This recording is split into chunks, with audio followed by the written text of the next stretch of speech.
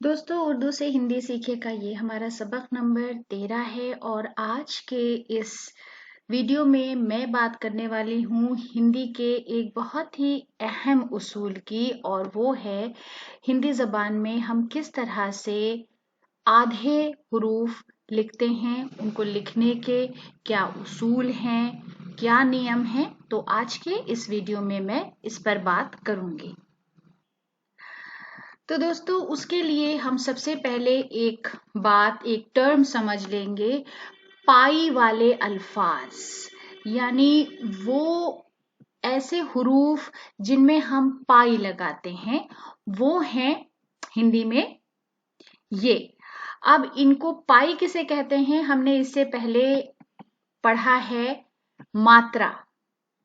मात्रा यानी आ की मात्रा, ई की मात्रा या इस तरह की। तो पाई वाले अल्फाज वो हैं जिनमें एक खड़ी मात्रा आप कह सकते हैं, जैसे आ की मात्रा होती है वो आते हैं, वो पाई वाले हुरूफ कहलाते हैं या अक्षर कहलाते हैं। तो जो पाई वाले हुरूफ हैं वो हैं का, खा। आप देख सकते हैं बनावट के लिहाज से का में एक पाई है, उसके बाद इस तरह से वो बनाया गया है। तो ये जितने भी यहाँ पर आपको हुरूफ लिखे दिख रहे हैं, सब में एक लाइन या एक मात्रा आप कह सकते हैं, इसे हम पाई कहते हैं, वो मौजूद है। तो का, खा, गा, घा, चा, जा, झा, ता, था, धा, ना, पा, फा, बा, भा, मा, या, ला, वा, शा, षटकोण शा, सा और कक्ष। तो एक बात आपने ध्यान दी होगी कि का को और फा को मैंने एक खास स्क्वायर में या एक हाईलाइट करने के लिए अलग से लिखा हुआ है। उसका उसूल इन तमाम हुरूफ से थोड़ा सा मुख्तलिफ होगा। तो आगे हम बढ़ते हैं, शुरुआत करते हैं का से।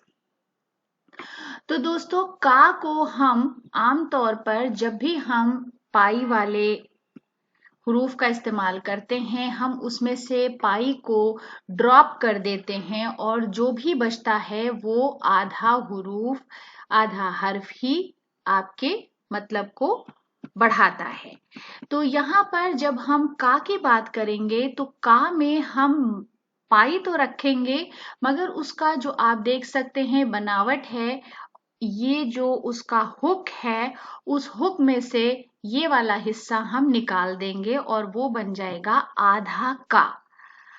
अब आधे का को उर्दू में हम, चूंकि हमारे पास उर्दू में इस तरह का नहीं है स्क्रिप्ट का या रस्मुल खत का सिस्टम, वो अलग है। तो आधे का इस्तेमाल क्या है, जैसे मैंने यहाँ पर लिखा है पक्का। तो पक्के में हमने तशदीद लगाई है, काफ को दो आवाजें जो निकल रही हैं वो साउंड देने के लिए उस लफ्ज में, पक्का में।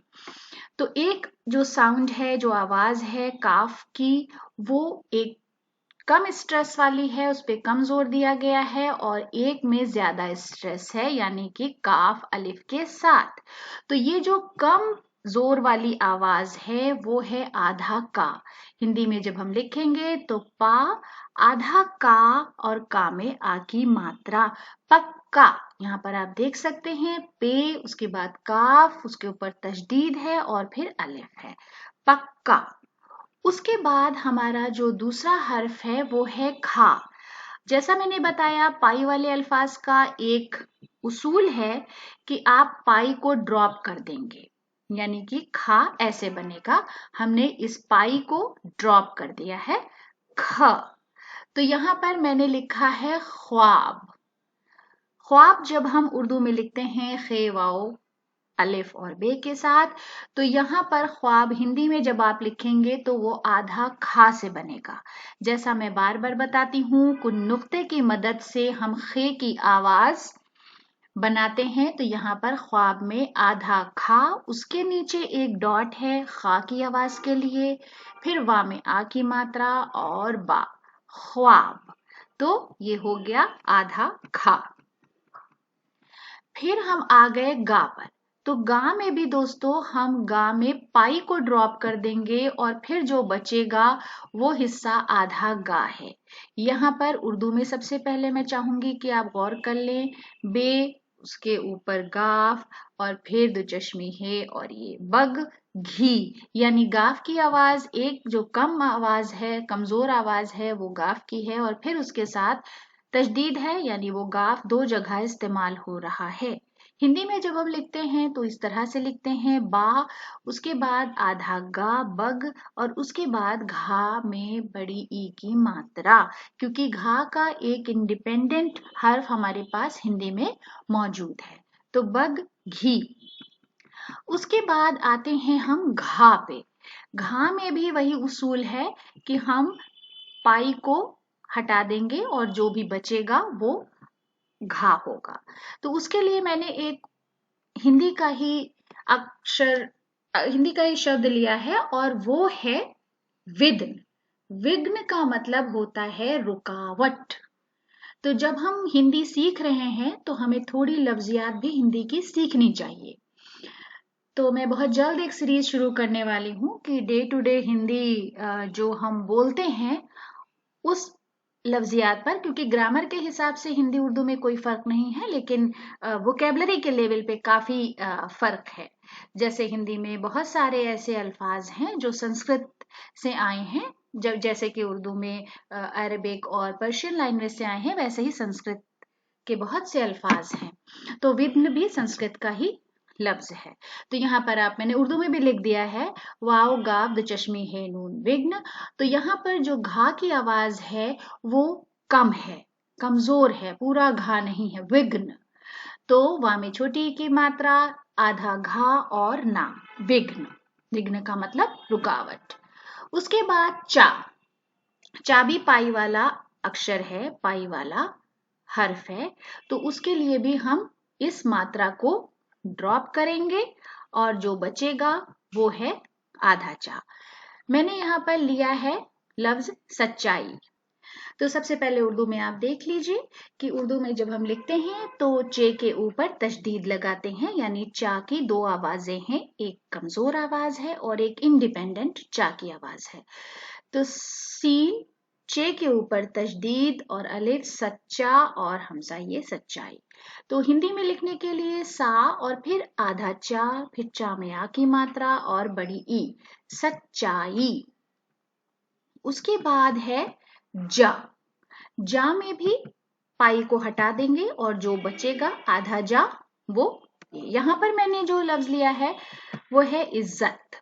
उर्दू में हमने इज्जत लिखा है और तशदीद का इस्तेमाल किया है, और हिंदी में भी यहाँ पर आप देख सकते हैं, चूंकि ये जा का साउंड है इसमें, इसलिए हमने एक नुक्ता लगाया है जा का साउंड बनाने के लिए। तो ई जा, उसके नीचे एक नुक्ता और फिर आधा जा और फिर पूरा जा, उसके नीचे एक नुक्ता और ता, इज्जत।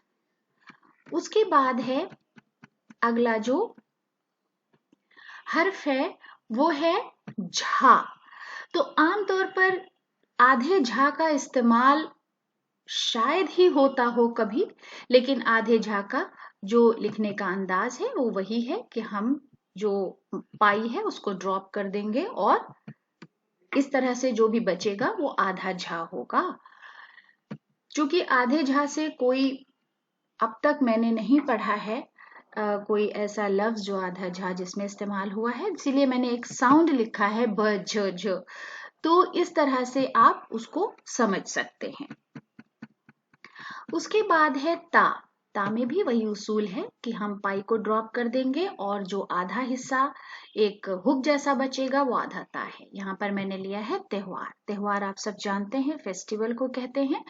तो उर्दू में लिखा है ते ये वाव और हे अलिफ रे, त्योहार। हिंदी में आधे ता से ये लिखा जाता है, आधा ता या में औ की मात्रा, हा में आ की मात्रा और रा, त्योहार। फिर है था। था में भी वही उसूल काम करेगा आपका कि आप पाई को ड्रॉप कर देंगे और जो हिस्सा बचेगा वो आधा था है। तो मैंने एक अंग्रेजी लफ्ज लिया है थ्योरी, यानी त द चश्मी है ये वाव रे ये थ्योरी। तो यहाँ पर आप हिंदी में देख सकते हैं आधा था, या में ओ की मात्रा, रा में ई की मात्रा, बन गया थ्योरी। उसके बाद है धा में भी दोस्तों वही स्कूल है कि पाई को आप ड्रॉप करेंगे, जो भी हिस्सा बचेगा वो आपका आधा धा होगा। तो यहाँ पर मैंने एक हिंदी लफ्ज लिया है ध्यान। ध्यान का मतलब गौर होता है, ध्यान से चलो, यानी देख के चलो, गौर करके चलो।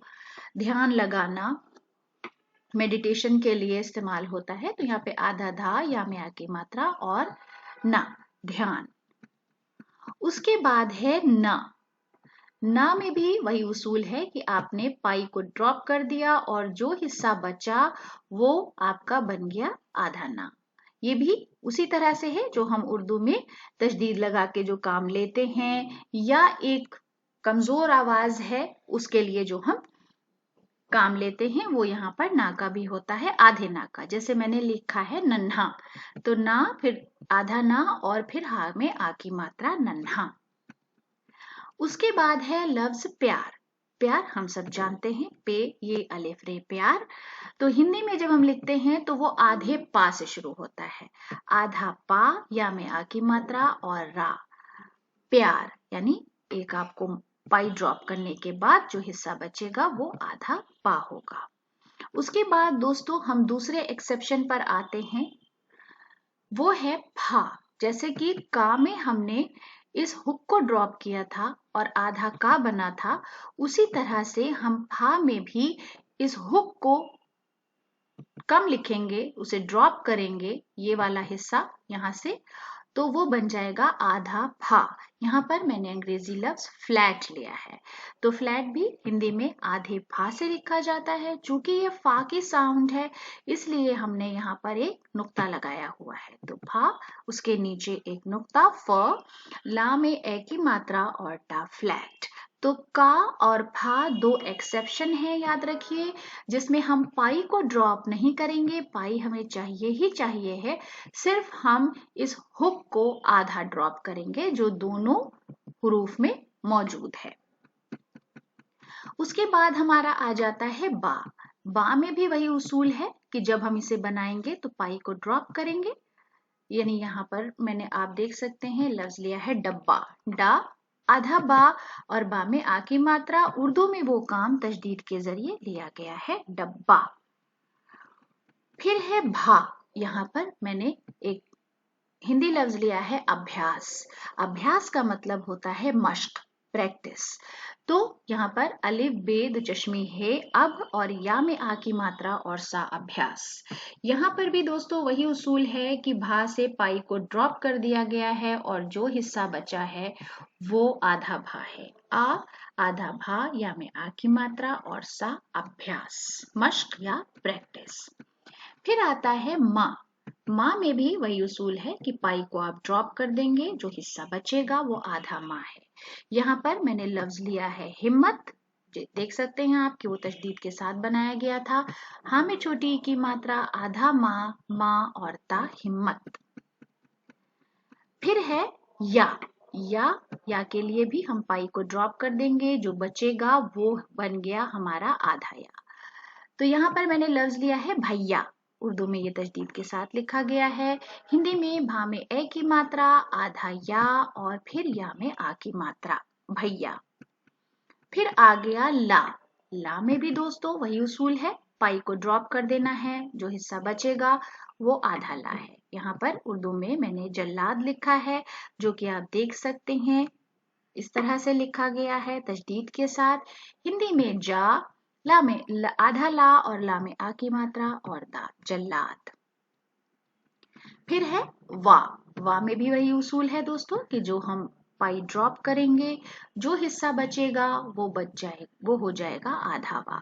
यहाँ पर मैंने लिया है कौवा। तो जब हम लिखते हैं हिंदी में तो का, फिर आधा वा, फिर वा में आ की मात्रा, कौवा।